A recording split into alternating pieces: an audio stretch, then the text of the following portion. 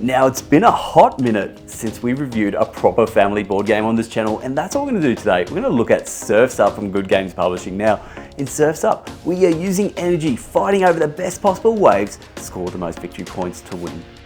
Now, in this video, we're going to be looking at how to play the game, the pros, the cons, who the primary audience is, and stay tuned to right at the end.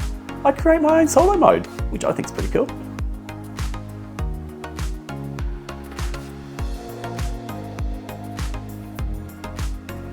And welcome to the surf. Look, we have some fully sick barrels right here. So we've got some waves, and these waves are going to be barreling in, eventually hitting the beach line. Now, the wave we always care about is the one closest to the beach. So right now, we're fighting for a wave that's worth 7 points. Now, these waves are worth from 1 to 10 points.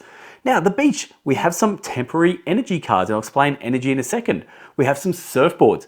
These surfboards telling me for every orange wave that we collect, we're going to get an extra 2 points. So that's how the surfboards work.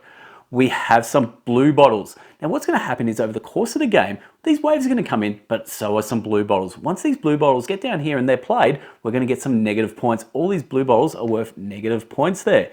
So that's the blue bottles. We have over here, we have some end game objectives that we're fighting for, some extra points there.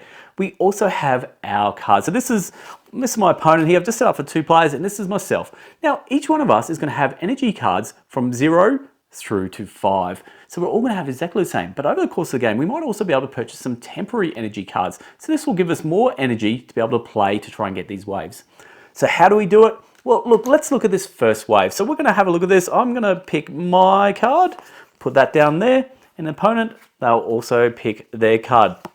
So we're all doing that all quietly by ourselves, making sure we eye off our opponents, make sure they don't do the same thing as us, and then we flip over our cards and, oh my God, we pick the exact same thing. So we both have an energy level of 4. So remember, we're trying to catch that wave. So we've got an energy level of 4, trying to catch it, which is pretty good.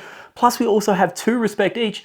Actually means because we both fought exactly the same, we wipe out, and the next person around the table with the next highest would have won the wave.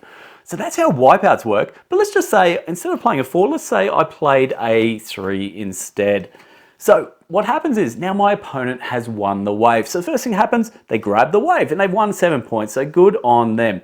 Next up, the 4 that they played, because if you win a wave, you're going to lose that card. You lose that for the entire game. So that card is now discarded, gone. So our opponent now doesn't have a number 4 bidding card. Cool. The next thing that happens is they've got their wave points. Now they've got a choice. They can either get 1 respect token or purchase a card from the beach. So let's say they're going to spend 2 respect here. And all of these are going to be cost by respect here. And let's just say they're going to grab a temporary energy card that goes into their discard pile. So they can't play it yet. You've got to play a 0 to get the cards from your discard pile back to your hand. But for now, that goes in their discard pile. But the person who comes second also gets a bonus. Now they're going to get the exact same choice. They can either get a respect token or they can purchase a card from the beach. And let's just say I'm going to grab a respect token. Awesome. That is the end of that round. Every other player, what happens is they just put their cards in their discard pile. Same with the second place person. They put their card on their towel, which is your discard pile, and that will be ready for later on once you play your 0. Okay, next thing that comes out. We now have a blue bottle. So these blue bottles, look, right now we're not in any danger, but once that blue bottle comes down, going to keep dropping down and gets played down here, we're actually going to be doing the opposite. So instead of trying to have the highest, we just don't want the lowest. So let's say now we both bid here. I'm going to bid that card, my opponent. What are they going to bid? Let's have a look. Okay, we flip over our cards. They've bid a 2 and I've bid a 1. So I've now got the lowest. So unfortunately, all that means is I've got to pick myself a blue bottle here. Well, let's see. The blue bottle would have been here. Let's see. I'm going to go with that one. So negative 1 points. Now your opponent doesn't know what you've got, so you keep that hidden. But at the end of the game, I'm negative 1 point there.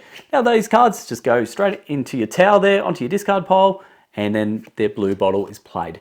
Now the timer for this game, when we get the 5th blue bottle played, when the 5th blue bottle is down here on your last wave, that is the end of the game. So that's the timer. So that's pretty cool. Okay, next up, we just keep bringing out the waves. We just keep going through the waves. We keep bidding, and we just keep going through those motions. So that's pretty much everything you need to know to be able to play Surf's Up.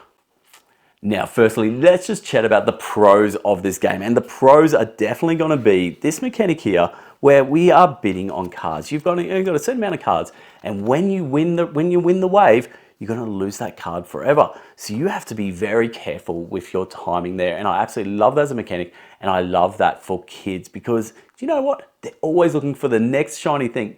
You know, kids, they're always looking for the next shiny thing. Anyway, so what we're going to do is they're going to win the wave, they're going to lose their card, and they're going to freak out. They're going to go, do you know what, Dad, this is ridiculous. I want my number back because I don't want to lose it. Well, too bad, so sad. That's the way Surf's Up goes. So I love that as a mechanic. The next thing is, let's just quickly just chat about neoprene mat in a surfing game. Wetsuit, surfing, neoprene mat. Amazing little component choice there. Absolutely love that. But the last thing I want to talk about is what I really love the most about this game and playing it at high play counts is the wipeouts. Now, when you first read it, you go, cool, yep, to get a wipeout, you both got to play the exact same card and you've got to have the exact same amount of respect. Cool, that won't never happen. Well, it happens quite a lot. So we've got a family of 5. Those wipeouts happen all the time, and I think they were the best thing about it. So you think, cool, I've won the wave, I've got the highest number card. And then you look over the table and you go, you've also got a number 3 and you've also got 2 respect tokens. Oh, damn. Oh, biscuits. We are both wiped out, and that is cool. Again, just making it a wonderful family game. Next up, let's chat about the cons. And the cons, obviously, lightweight replayability issues. Now, that's always going to be a problem with every single lightweight game out there. There's only so much you can do because you're going to be doing the same thing every game. But at the end of the day, as long as the kids are enjoying it, does it really matter? So anyway, so there we go, replayability. Next thing I want to talk about here is the timing. Now, it says 20, 30 minutes for the most part. That's fairly accurate. Now, the problem is, I find when I'm playing with the kids, they get so bored so quickly. You don't want that. So you want these games for them to be short, sharp, and sweet. And what I do is every time I play with the kids, now we learned this after the very first game we played with them.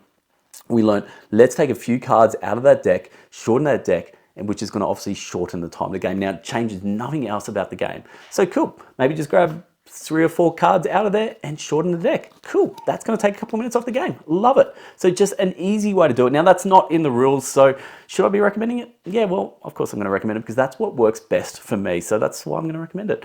Anyway, so timing. And the last thing, no solo mode. Now, I get it. Designers said this game is going to be perfect for families. Why do we need a solo mode? We're trying to play this with more people, and the more people you have, the more fun you're going to have. So why do we need a solo? And I go poo-poo to that because I love solo modes in everything I play. So I just designed a little solo mode because why not? Because that's what I do. Anyway, so we'll touch on that right at the end. Okay, lastly, the primary audience. And I've mentioned it obviously 100 times over. The primary audience is 100% the family. Now, can you play this as a filler game with your games group? Of course you can.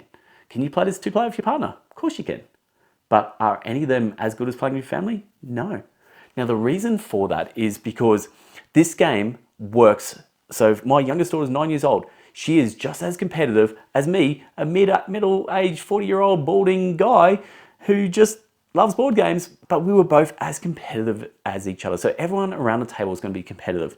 So I really do think that is going to be the primary audience is going to be the family because the family have a chance to win. Everyone around the table has a chance to win.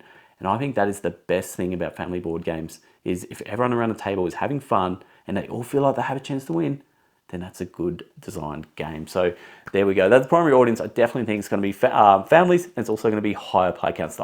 Plays up to 6, higher play counts, the better. And lastly, I promised you a solo mode, so let's just go check that out. But again, this isn't from the designer, so do not take this. Don't even tell the designer. This will be our little secret, but just, yeah. Anyway, let's go check it out now. Warning, the following content contains non-approved solo mode. Viewer discretion is advised.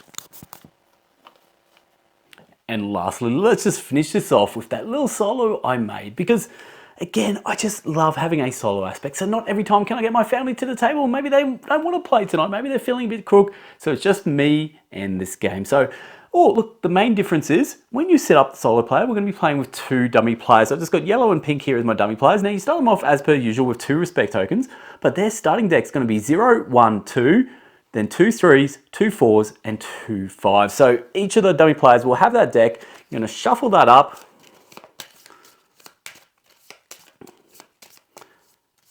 and they're ready to go. So for me, exactly the same. I've got my 0s through to 5, my 2 respect. We're playing the same sort of end game objectives and the same thing in front of us here in the ocean.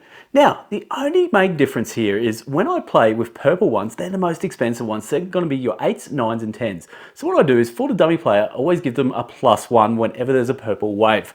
Excellent, now we are ready to play. So the first thing we're going to do is, let's go with, there's a 9 card. Look, I might go strong, I'm going to put out a 5. Now the dummy players, you shuffle their decks and then you're just going to flip them over. Excellent, they have a 2 and a 2, which will be a 3 and a 3 because it's a purple +1. So I win that, excellent, I grab that. My card's now gone.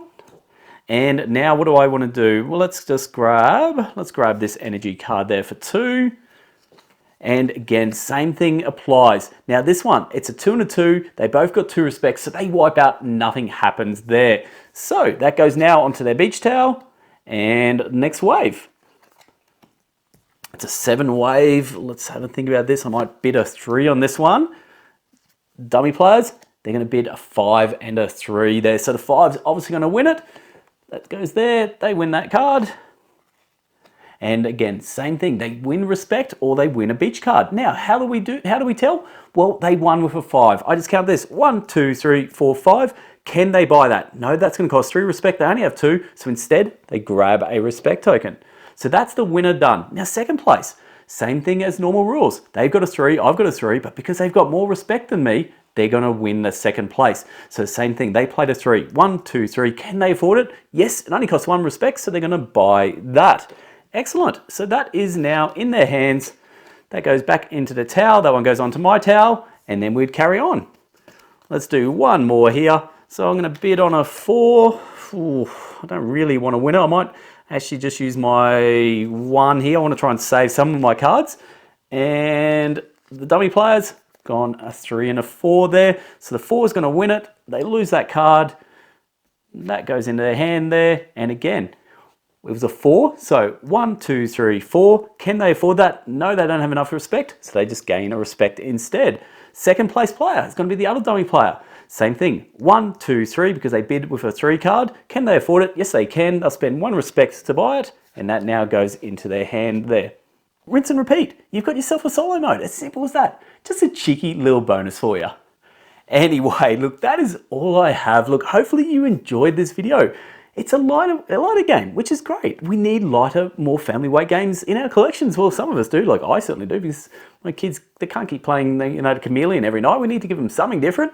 So look, Surfs Up was a great option for them. Anyway, that's all I have. Anyway, I'm Hogs. This is the Bangers Project.